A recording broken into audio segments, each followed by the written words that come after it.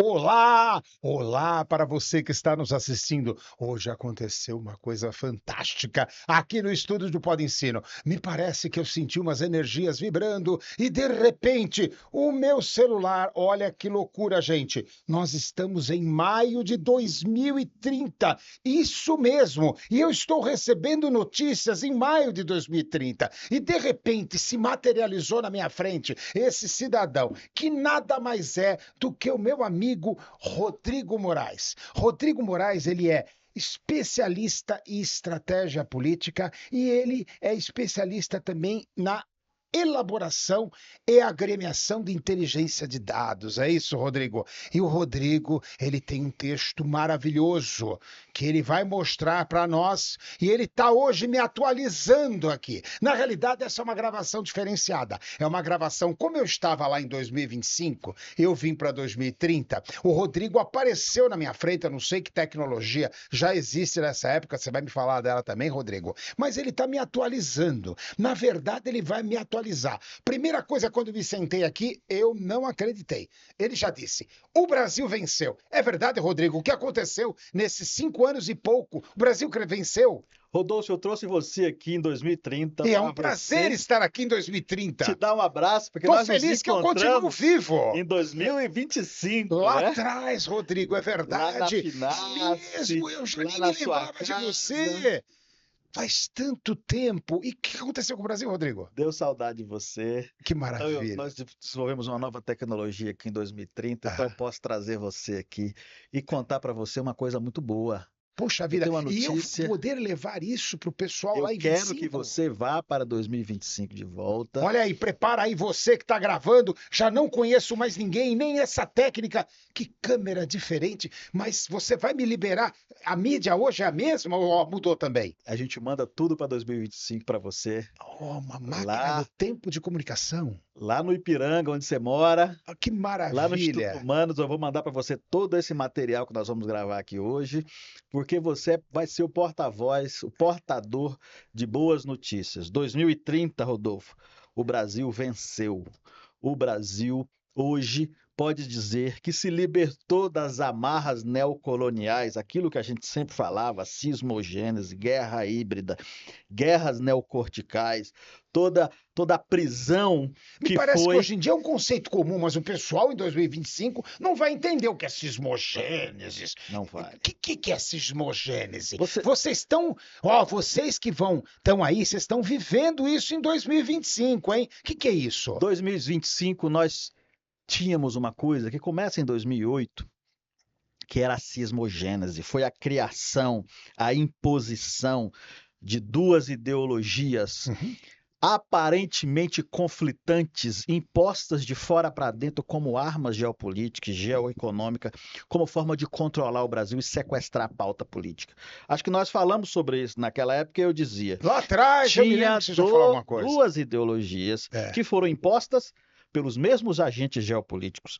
Uma era o identitarismo, que as pessoas chamavam de esquerda, e a outra era o neotradicionalismo, que as pessoas naquela época chamavam de direita. Só que presas na clave moral, usando embates morais, religiosos exacerbadamente moralistas, para aprisionar as pessoas nisso que a gente chamava, então se chama, que é um conceito da antropologia, cismogênese, a criação de cisma, de divisão artificial imposta na sociedade. Isso foi usado como uma ferramenta de guerra híbrida para ajoelhar o Brasil diante, Rodolfo, de toda a conjuntura geopolítica que estava acontecendo. O mundo estava caminhando e hoje, em 2030, nós já chegamos definitivamente na multipolaridade.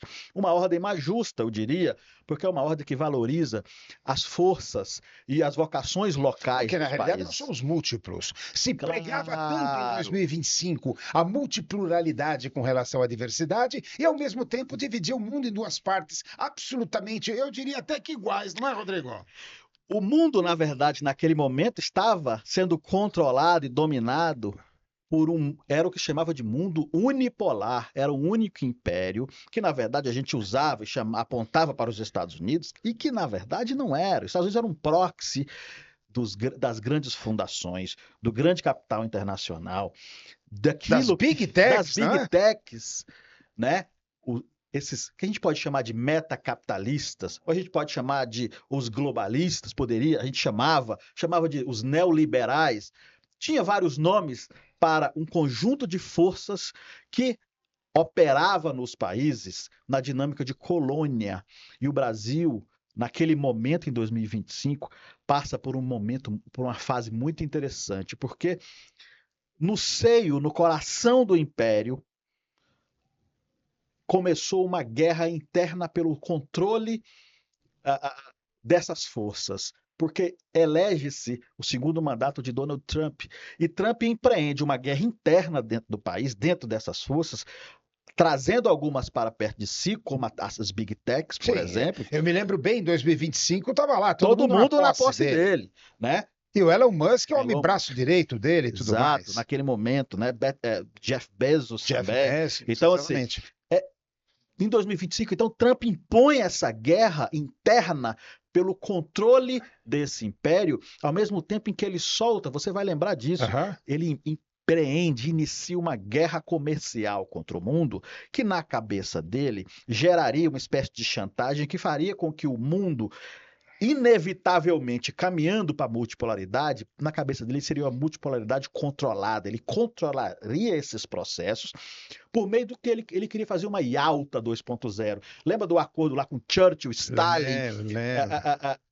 Ele queria fazer uma nova Yalta, mas em Mar-a-Lago, chamaria, né? E chamou o acordo de Mar-a-Lago. Ele queria então trazer esses países, mas qual que era a percepção dele? Pois bem, eu preciso abrir mão do Oriente, abrir mão do controle sobre a Europa, abrir mão do controle sobre a África, mas eu preciso acentuar o controle sobre a América Latina. Então, no Brasil, interessante, você tinha dois grupos que na época eu chamava, se você me permite, claro, eu chamava de as viúvas, que eram os que ficavam, como o Trump pode fazer isso? Que pena que a ordem unipolar está caindo. Tinha gente que chorava de raiva de Trump e tinha gente que chorava de amor por Trump, que eram as cadelas, né? Querendo até que ele assumisse, na época, eu me lembro, a presidência do Brasil. Então você tinha esses dois grupos que, na verdade, serviam ao mesmo propósito. De quê? De entregar o Brasil. Era um grupo de entreguistas. Os dois grupos ideológicos, supostamente ou falsamente inseridos numa guerra sismogênica, na dinâmica do que a gente chama de guerra neocortical. O que é uma guerra neocortical? É quando você tem capacidade de operar e controlar os dois lados de uma guerra. É interessante, que a gente está falando de neurociência, tá, cara? O cara mergulhado na sua mente, traçando o seu perfil, analisando o seu perfil. Isso começou lá atrás com o Facebook, com essas coisas todas. A criação do seu persona, a partir daí tudo vai ser... Eu me lembro bem disso. Olha, Rodrigo, em primeiro lugar, tá muito estranho isso, sabe por quê? Porque eu estava em 2025 há menos de 20 minutos. Eu ia fazer uma entrevista hoje aqui, que transferiu, era um tal de Marcelo. De repente aparece o Rodrigo aqui, eu estou no estúdio, que até ele falou para mim, olha, eu vou fazer com que seja mais ou menos parecido. Para você se sentir familiarizado. Eu acho, mas você com esse papo aí de 2030, meu amigo, nós estamos em 2030 e o Brasil se libertou mesmo, querido. O Brasil foi finalmente capaz de romper essas amarras. Porque todo mundo indo embora do Brasil, ninguém gostava mais de viver aqui, as pessoas que pensavam um pouco mais. Você me falou, você me mostra nessa conversa que você me disse lá antes de eu entrar em cena, você falou, 30% das pessoas de um lado, 30% do outro e 40% não quer estar de lado nenhum, está totalmente fora.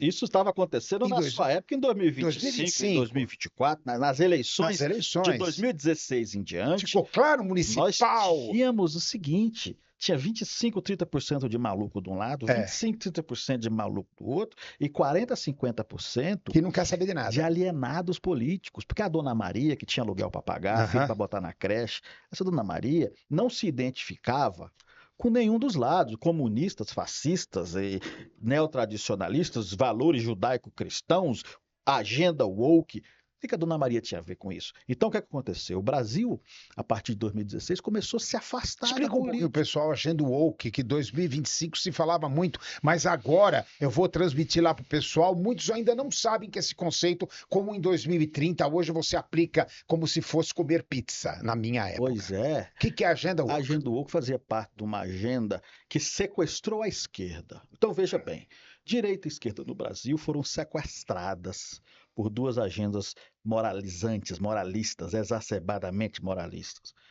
A agenda woke estava ligada ao identitarismo, uma agenda que acentuava a guerra cultural entre grupos como negros e brancos, mulheres e homens, homossexuais e heterossexuais. Dividiu o Brasil no meio e acentuou os ódios, tirou o conflito de classe, por assim dizer, do âmbito Que o econômico, conflito de classe não é nem um pouco interessante para que que também já não esses. era bom. E não era bom. E eles inseriram esse conflito de classe no aspecto Coisa interessante aí. da identidade, acentuando os ódios e gerando reações que promovia desse lado neotradicionalista, daqueles grupos da direita que dizia que tinha que restaurar os valores judaico-cristãos, mas na verdade a única coisa que eles queriam fazer é entregar o Brasil para os Estados Unidos, para o grande capital. Eles diziam que estavam lutando contra esse globalismo, mas na verdade eles acentuavam o entreguismo. Uma das coisas que eles defendiam naquela época, por exemplo, com descaramento, era privatização neoliberal, é entregar tudo para o capital internacional. Começando pela educação, né? A educação foi a primeira que foi entregue nos anos 60, 1960, num acordo que os militares fizeram com a USAID, uma grande agência do departamento do Deep State, né, do Estado americano. Uhum. Então, isso sequestrava, tomava, desviava, desvirtuava o debate político e gerava uma guerra. E veja, eles conseguiram implantar uma agenda identitária divisionista de raça, de gênero, no país mais miscigenado do mundo. E no país cuja miscigenação era o seu segredo, era a fonte da sua grandeza. Eu me lembro bem disso. A nossa imaginação, a nossa energia, isso a nossa não em 2025, força. mas antes. É o árabe, o judeu, falar, pô, você destruiu lá o meu quarteirão, mas aqui nós somos vizinhos, eu te amo. Trocava mercadoria. Isso tudo estava sendo... E estava, eu estava vivendo isso. Estava sendo extremamente polarizado. Polarizado. Aliás, a palavra polarização ali também era uma espécie de armadilha. Por quê? Porque era uma polarização, mas artificial, subreptícia, malandra, neocolonial, opressora. Polarização sempre teve na política. Polarização, só que a polarização normal, natural da política era assim, olha, eu vou votar em você, mas amanhã eu voto nele. Era escolha por candidatos, por projetos, por propostas. A polarização cismogênica era uma outra coisa. Ela era de rompimento. Eu tenho que te tirar, eu tenho que te exterminar, eu tenho que tirar você do jogo. Você é fascista, você é comunista, você quer o meu fim. Impedia o debate. Quer tomar minha casa? Quer acabar com a minha casa? Você quer com tudo. Transformar o cristianismo, acabar com o cristianismo? Você quer transformar o Brasil na Venezuela? Você quer transformar todo mundo em gay? Me lembro bem disso. Você quer... entende? Era todo o discurso dos dois lados. Isso há umas 2 horas atrás. Pois é, todos os discursos dos dois lados foram, mais uma vez, é importante entender, foram artificialmente, subrepticiamente, de maneira pilantra, cafajeste e geopolítica, de fora para dentro. Nada disso dizia respeito ao nosso povo. Isso foi imposto, os dois lados foram impostos para dominar, para sequestrar e para impedir que nós, brasileiros, fôssemos capazes de olhar um para o outro e construir um grande país. Então, só a partir de 2025, só quando nós fomos capazes de formular um ideário, lembrar o brasileiro de que quem nós somos, qual a nossa vocação de grandeza, a nossa vocação imperial e o nosso papel diante de todas as mudanças geopolíticas, onde o Brasil se encaixava como verdadeiro celeiro do Porque o Brasil mundo. até então era um peão. Era um peão e Trump queria acentuar isso, porque como ele ia para essa IALTA 2.0, esse Mar-a-Lago, a ideia dele era o seguinte: já que eu perdi tudo, eu vou levar a América Latina no bolso, e quando eu sentar com a China, com a Europa, com a Rússia, eu não estou levando só as commodities americanas, eu quero levar as commodities brasileiras, argentinas, etc., debaixo do bolso, dizer que é minha e eu vou negociar. A ideia era transformar o Brasil, ou acentuar o que os globalistas democratas fizeram antes. Ele queria acentuar, por meio de uma talassocracia, quer dizer, o governo do Atlântico, do mar. Ele queria resgatar o conceito português de governo pelo oceano, controlando da Groenlândia à Argentina. Inclusive agremiando o Canadá e tudo mais. Ele chegou a conceber tomar o Canadá. Aposto que deve, eu não sei, talvez em 2026, não sei, mas talvez em 27, ele tentou tomar também México, tomar tudo, porque recuperar tudo de volta. Que Trump era um bafo de boca. Bafo de boca por quê? Uma coisa é você negociar com a China, que sai presidente, entra presidente, a mesma estrutura partidária vai garantir o cumprimento dos acordos que você fez 20, 30 anos atrás. Uma coisa é você negociar com a Rússia, que também tem estabilidade. Uma coisa é você negociar com o Irã, que existe uma estabilidade política de longo prazo. Como é que você negocia com um cara que vai ficar 4 anos? O que Trump teve que fazer de 2025 para cá? Ele teve que, no começo de 2026, 2027, sabe o que o Trump fez? Okay. Você ainda vai ver nas notícias. 26, 27, quando eu voltar para o meu tempo com essa entrevista, você vai ver o que é que vai acontecer. Trump precisou usar contra o próprio povo americano uma força de guerra híbrida, uma força de domínio por meio das big techs, da mente e do coração das pessoas. Ele gerou uma cismogênese dentro do próprio país para garantir que ele se reelegesse e mudasse a lei de reeleição ou colocasse alguém dele, J.D. Vance, para continuar o programa de multipolaridade controlada. Por quê? Porque a China e a Rússia nunca levaram Trump a sério na guerra comercial, porque ele só ia ficar 4 anos. Ele não é fiador de um acordo dessa natureza, sem o controle do Deep State, sem o controle da burocracia do Estado americano. Para fazer isso, ele teve que fazer o que ele fez no Brasil. Porque a cismogênese que eles geraram, ele não, os democratas geraram no Brasil, anteriormente, que formou a esquerda identitária e a direita neotradicionalista, dividiu o país no meio. Trump teve que fazer uma coisa e teve que destruir o próprio povo dele para poder se manter no poder, para garantir o cumprimento dos acordos. E ele não foi capaz de fazer isso. Não foi capaz de fazer isso. Por quê? Porque aqui nós tivemos uma reação. Que reação foi essa? Você me contou lá fora, quando eu cheguei, que teve um momento fantástico, né? Que houve essa transmutação, essa mudança. O que aconteceu? Foi uma revolução? O que aconteceu? Foi um despertar. Mas como esse despertar se deu? Nós percebemos que toda a inteligência capaz de gerar conhecimento, informação e principalmente norte para o Brasil, toda essa inteligência já estava dada nos nossos grandes homens. Então nós convocamos um grande congresso em 2025, no final do ano. 2025, que maravilha! Convocamos um grande congresso. Trouxemos os mais inteligentes homens do Brasil, os nossos melhores filósofos, os melhores cientistas, antropólogos. Num congresso que a gente chamava de Abraçando o Brasil. E no Abraçando o Brasil, nós somos capazes de formular um manifesto, um novo ideário, um centro unificador. E sabe o que aconteceu? Direita e esquerda, identitários e neotradicionalistas se levantaram contra. Vocês se uniram, expondo a origem fratricida de gêmeos malditos impostos contra o ideário, mas isso foi a nossa oportunidade de gerar uma guerra híbrida nós mesmos, a guerra híbrida em defesa do Brasil. onde esses dois inimigos, então, foram colocados contra a parede. Poxa, me conta uma coisa. Como é que está a classe artística nisso? Como é que está participando? Porque eu não vivi nada disso. Você conta isso como se fosse o seu ontem. Ontem eu Pois comi uma é. pizza e foi em 2025, antes de E vir aqui em para cá. 2030 também tem pizza e hoje eu almocei uma pizza, tá? Almoçou uma pizza, olha que maravilha. A tecnologia está melhor, ao menos ela não A engorda pizza tanto. continua. Eu tô em fase de crescimento. Me fala uma coisa.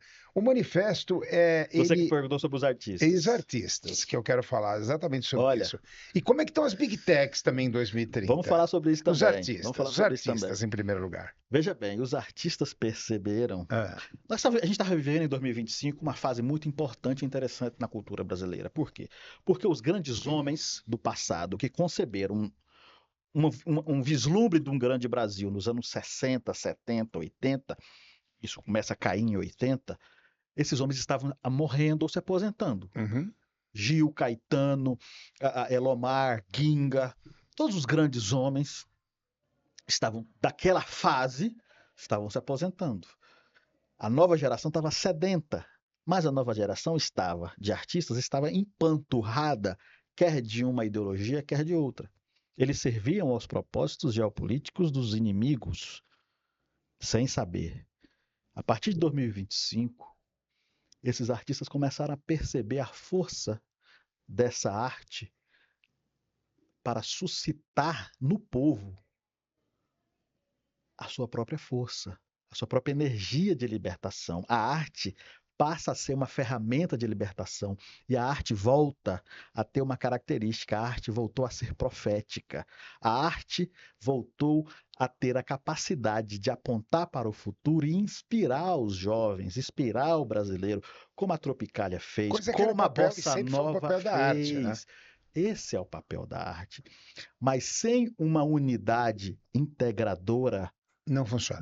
não foi possível até 2025 que isso acontecesse. Uhum. Sem a capacidade de integrar isso, porque esses grandes homens, todos eles nas suas áreas, os nossos intelectuais, os nossos sacerdotes, porque existem três símbolos metafísicos que orientam a formação de um ideário: é a cruz, é a espada e é a enxada. Uhum. Esse, no âmbito da cruz, dos sacerdotes, um dos níveis, que é a casta sacerdotal, esses sacerdotes, vamos dar o exemplo, o professor Mangabeira Unger, na área dele, até 2025, ele tinha chegado ao topo. Intelectualmente, especulativamente, ele tinha vencido todos os inimigos. Só que sem a integração, sem a capacidade de integrar o que ele, a contribuição dele com a contribuição dos demais, o Antônio Risério, por exemplo, Mário Del Priore, dos demais luminares que nós levamos para o manifesto, sem a capacidade de integrar tudo isso, ele estava perdendo a guerra na prática. Ele vencia na discussão, no livro, no argumento, mas perdia a guerra na prática. Só com a integração dessas ideias como um manifesto, um ideário nacional, foi-se capaz de operar tudo isso numa dinâmica de guerra. Uhum. E numa dinâmica vencedora da guerra. E aí os artistas vêm embaixo, massificando, elevando essa força num nível e numa linguagem Isso em todos os que ritmos, né? só Todos os ritmos. em todas Toda as a pluralidade artes, retomada. todas as artes estavam aqui, de arquitetura à música, todas Uhum. as artes, todos os artistas brasileiros começaram a se enxergar como parte da nação e Interessante como isso. guerreiros. Eles assumem o seu papel de profetas e guerreiros do Brasil. Uhum. E você me perguntou também Com relação sobre a às Big Big Tech. Techs. As Big Techs eram um dos nossos maiores problemas. Por quê, Rodolfo? Por que, Duda? Porque pelo seguinte, veja bem, a tecnologia até 2025 estava sendo usada contra o Brasil. O Brasil era o país que mais produzia dados por meio da utilização de rede social do mundo. E esses dados estavam sendo usados para manipular, para conduzir, para gerar sismogênese. Esses dados eram usados pelas Big Techs e nós não tínhamos controle sobre isso, muito pelo contrário. O Congresso Nacional em 2025 tentou fazer uma frente parlamentar, veja bem, para entregar de vez a internet brasileira na mão das Big Techs. E nós tivemos que, a partir de 2026, fazer um grande movimento pela autonomia da nossa internet, pela autonomia da nossa tecnologia. Foi literalmente um processo de guerra, de rebelião, de levante contra o que nós, lá em 25, chamávamos de feudalismo digital. Nós estávamos, até 2025, nas mãos, todos os dados, tudo que você pensava, fazia, onde você ia, tudo lugar rastreado. Que você ia, tudo rastreado. E tudo isso era usado dentro dos aparelhos todos. E eu era um especialista disso, eu sabia do que eu estava falando. Isso era usado para conduzir, para manipular, para direcionar. E mais, sem a ferramenta digital, a ciência sismogênica não teria sido capaz de ser feita. A ferramenta, sim. A sismogênica só foi possível ser implantada pelo estímulo, pela sensibilização de medos antropológicos. Exemplo, Olavo de Carvalho, que criou. Foi um grande feiticeiro que realmente operou muito bem. Sem a tecnologia, não teria sido capaz, ele, por exemplo, o Steve Bannon, não teria sido capaz de gerar. E aí, erroneamente, naquela época, na sua época, 2025, as pessoas estavam falando de fake news. Exatamente. Como se fosse uma questão de verdade ou mentira. Mas não é. O que a tecnologia te faz sentir, ela te domina, não é pelo fato de ser verdade ou ser mentira.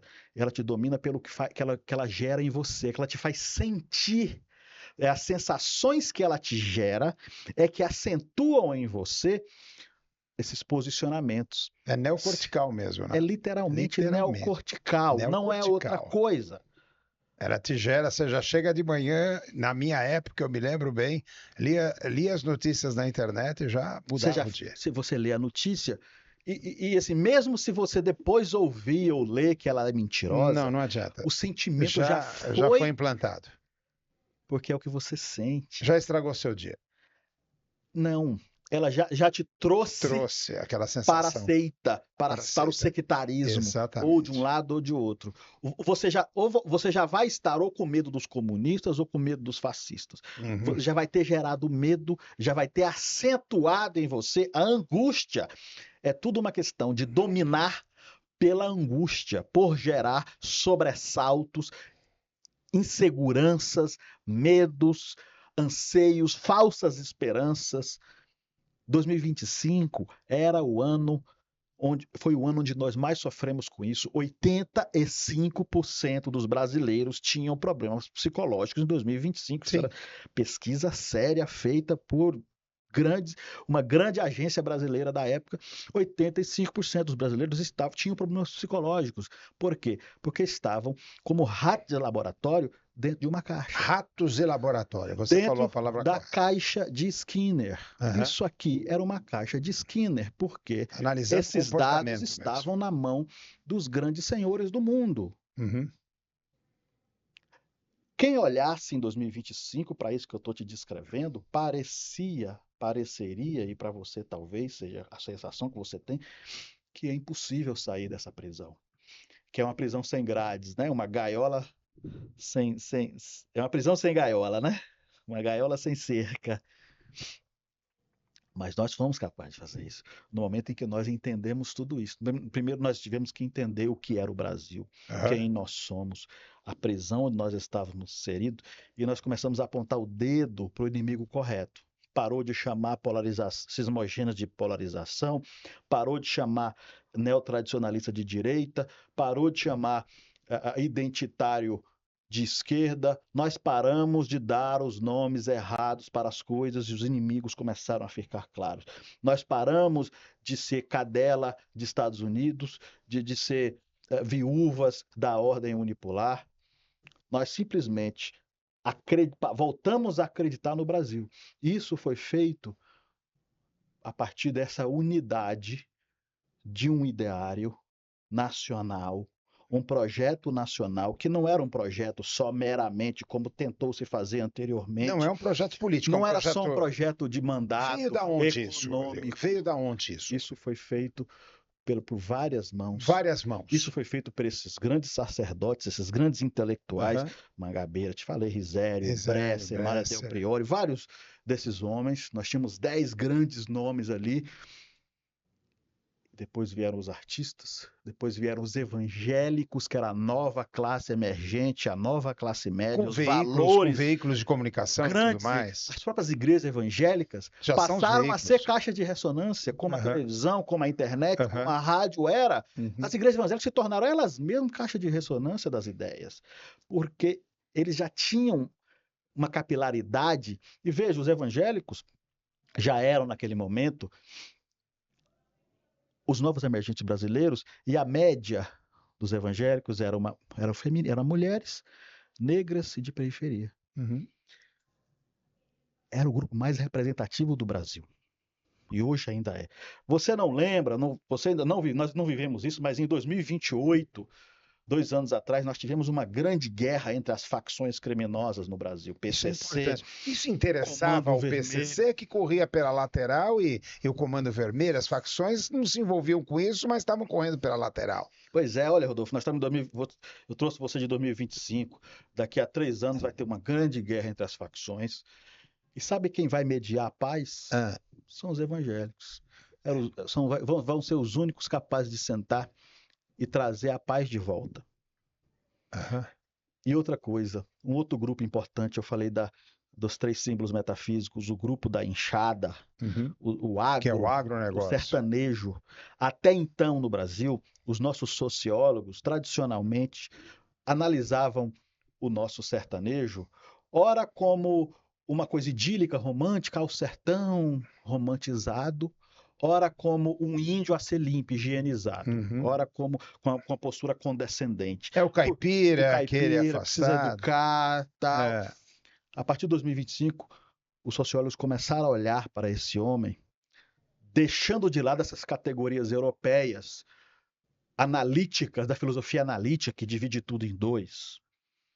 O homem do litoral, cosmopolita, o intelectual do litoral cosmopolita, que importa as categorias europeias, e o coitado do índio, do selvagem, do bom selvagem que nós vamos limpar aqui, que está lá ainda no sertão, no caipira, no Goiás, no Mato Grosso.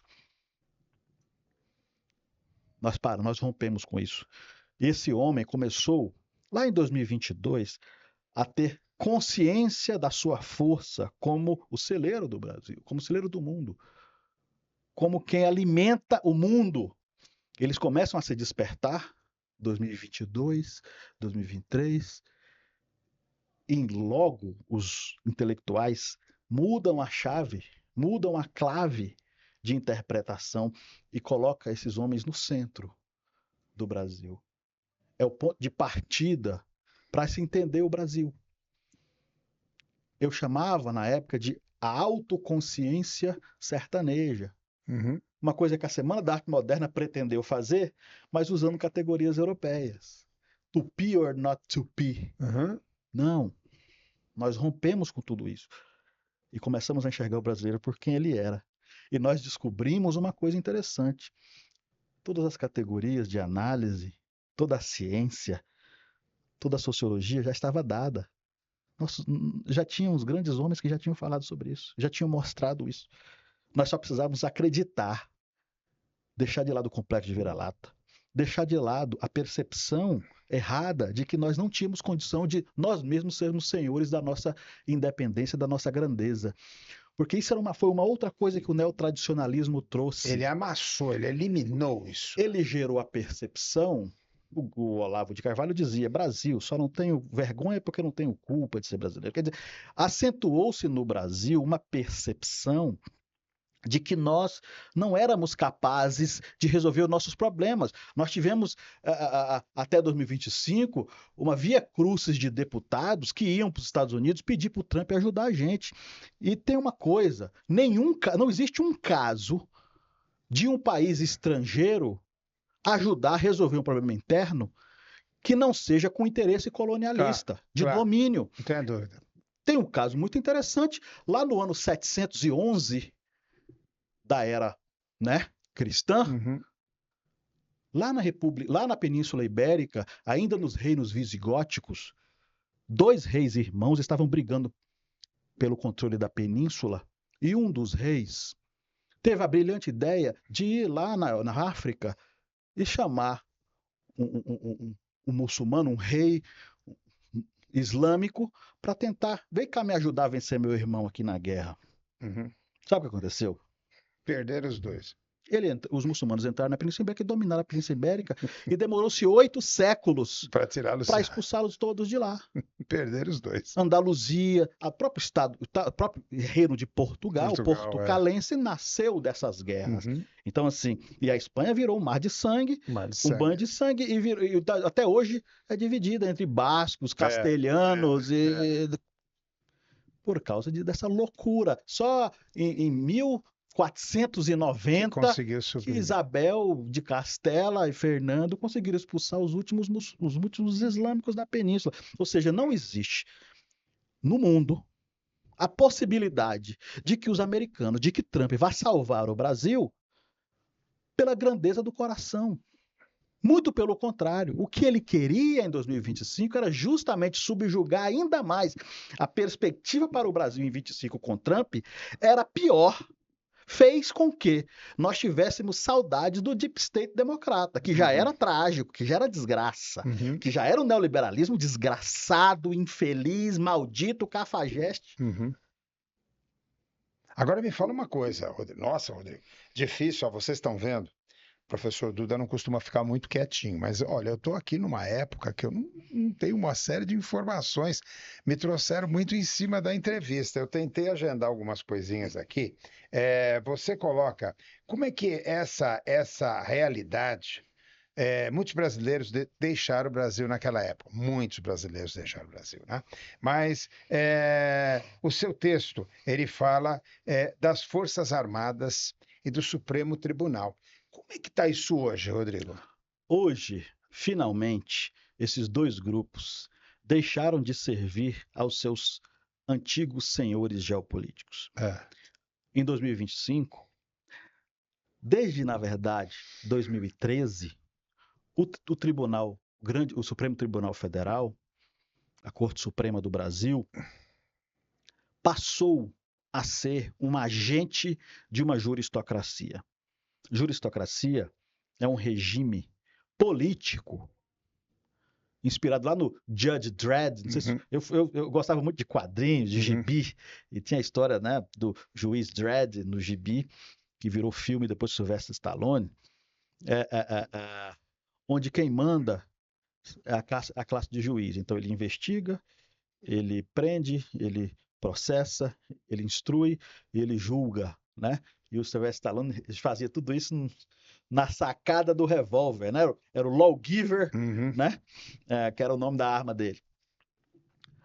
Pois bem, o Brasil virou isso. O que era uma distopia nos anos 70, 80, no gibi, virou uma realidade. Virou uma realidade no Brasil, com o STF usando da lei não para fazer cumprir a vontade do legislador, a vontade do povo. Usava da lei como uma ferramenta política e geopolítica, gerando instabilidade e garantindo que a vontade do povo não fosse atendida. Então, em determinado momento, ele tira Dilma, ele prende Lula, ele prende Bolsonaro, para fazer o quê?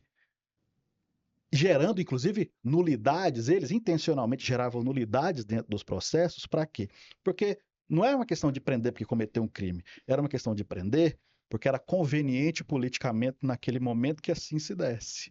Agora a gente quer esse aqui. Então vamos colocar esse aqui. Agora é melhor assim. Eles usavam o tribunal para manipular à vontade Isso eu do vivi povo. até pouco tempo atrás muito. Em 2025, provavelmente está no auge isso. Vocês provavelmente estão vendo o julgamento de Bolsonaro. Isso. Então, assim, se eu bem me lembro, isso foi mais ou menos em maio e junho.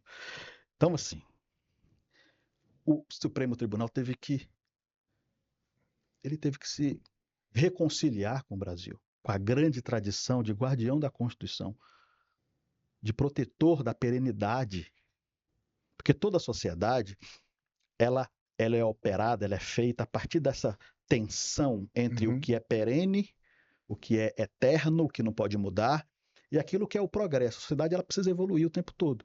Quem escuta a evolução e traz ela para a mesa é o legislativo, que está lá com o ouvido perto do povo, que é votado, que é escolhido, que representa setores da sociedade. O STF tinha a função de proteger a perenidade, aquilo que não muda, que é a Constituição. Por pior que seja esse modelo, por melhor que seja, não vamos julgar o modelo republicano nesse momento, mas é assim que ele está dado. E no momento em que o STF passa a ser um agente político, ele está traindo não só a sua vocação, ele está traindo o povo. E o nosso STF agora em 2030, ele teve que se reconciliar. As Forças Armadas, quando foi para o Haiti, aqueles coronéis, generais, tenentes, eles aprenderam ali, pela primeira vez na história da nossa Força Armada, que é uma história complicadíssima, desde a Guerra do Paraguai, de protagonistas, mas ao mesmo tempo conspiradores, foram eles que fizeram um acordo com a USAID e destruiu a educação brasileira nos anos 60. A própria queda da monarquia e tudo mais. Estão sempre envolvidos. Estão sempre envolvidos. Eles precisaram assumir a postura verdadeira, real, profunda dos portadores da espada, do símbolo metafísico da espada, protetores do Brasil. Porque a partir do Haiti, esses caras aprenderam uma coisa. Lá no Haiti não foi só, Rodolfo, não foi só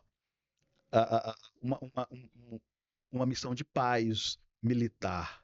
Ali eles implantaram uma nova sociedade. Então eles aprenderam a lidar com ONG, com sindicato, com psicopolítica, com tecnologia. Sim, tiveram que reconstruir. E ali eles aprenderam a guerra de quinta geração.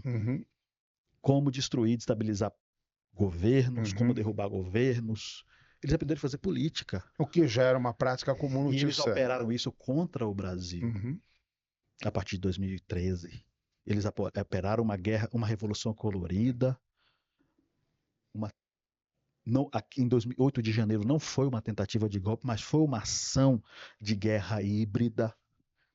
Em 2030 agora eles estão precisando rever, eles estão de fato revendo finalmente a doutrina militar. Agora me fala uma coisa, Rodrigo, você me trouxe aqui, com certeza você tem interesses aí, me parece que você faz parte desse manifesto, ou ao menos ele vai agora, as pessoas ouvindo tudo que eu vou revelar, eu creio que as pessoas vão começar a pensar, vão começar a refletir, a se autorrefletir no que está acontecendo, a se reposicionar a sua forma de pensar. Qual a mensagem que você quer que eu leve para 2025? Olha, Rodolfo, você vai voltar lá para o Brasil em 2025 e você vai dizer para os nossos irmãos brasileiros para não perderem a esperança. Quem está lá agora pode ter a sensação de que o Brasil acabou. O Brasil está dividido, o Brasil está ferido, o Brasil está aprofundando cada vez mais, está aprofundando naquele momento cada vez mais numa tragédia social, esgarçamento do tecido social, guerra de filho contra pai, guerra ideológica de irmão, de amigos, um contra o outro. O país está numa situação, 2025, periclitante.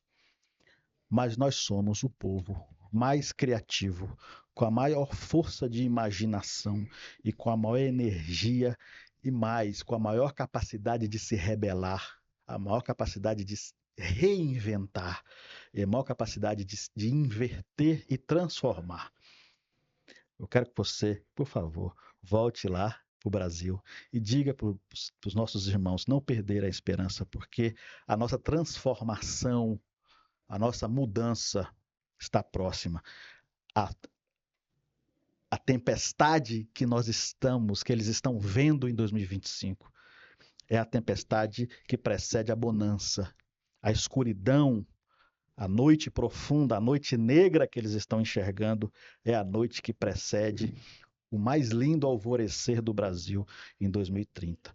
Então, eu te convidei porque você é um grande comunicador, você é um homem que porta a esperança, porta esse coração gigante, esse amor pelo seu povo. Eu tirei você agora de uma ONG onde você estava lá cuidando de pessoas. Trouxe você aqui para 2030 para pedir para você levar essa mensagem de que nós somos o povo que vamos conduzir diante do mundo não só a garantia do celeiro, da alimentação para todo mundo. Nós não só vamos alimentar o mundo, mas nós vamos dar ao mundo o alimento espiritual, o alimento do novo mundo. Nós somos responsáveis em 2030 para dar o norte, a luz, não só para o Brasil, mas para todo esse novo mundo que está sendo desenhado dessa multipolaridade, um mundo mais justo, um mundo mais com distribuição melhor das riquezas, dos valores e da nova mente, a nova forma de pensar dos próximos 1000 anos estão nas mãos dos nossos irmãos brasileiros. Então, esse é o pedido que eu faço para você. Rodrigo, olha, eu não tenho nem palavras. Uma missão completamente difícil. Um embaixador, que é agora o embaixador da comunicação, que leva essa mensagem, a mensagem prática. Rodrigo não pôde revelar uma série de coisas que aconteceram aqui, porque ele falou, eu não quero interferir, eu estou transmitindo de forma genérica a mensagem, porque se eu realmente transmitir quem cai, quem sobe, quem fica, quem deixa de estar, eu vou poder provocar e alterar o futuro. E isso é uma coisa que não pode acontecer, né, Rodrigo? Tempos tenebrosos produzem os grandes homens. Tempos difíceis produzem os homens certos e grandes para os momentos certos e de maior necessidade. Eu quero finalizar falando, cantando, declamando um verso de Chico Buarque. Ai, essa terra ainda vai cumprir seu ideal, ainda vai tornar-se um imenso Portugal. É assim que eu quero encerrar essa nossa conversa. Maravilhoso. E com isso nós encerramos mais esse Pod Ensino. Dessa vez com uma entrevista no futuro. Veja só, uma entrevista que ela traça para onde podemos ir. E já estamos lá, hein? Isso não é uma ficção. Isso é fato. Em 2030 é fato. Rodrigo, foi um prazer te receber aqui. E você, a cada 15 dias, fica antenado aí, podensino.com.br ou no YouTube, Pod Ensino. Vai lá, entra, dá um like, que nós vamos agradecer muito. Até o próximo, daqui a 15 dias, com mais um Pod Ensino. E não sei, você vai me deixar voltar mesmo? Volte para 2025, você tem uma missão. Olha que maravilha, vou estar voltando e até daqui a 15 dias, lá em 2025, com o Pod Ensino. E depois disso, eu vou querer saber o que é que está acontecendo por aqui. Já assinei um termo que eu não vou poder falar, mas ao menos eu vou querer saber. Um beijão no coração do professor Duda no futuro, maio de 2030.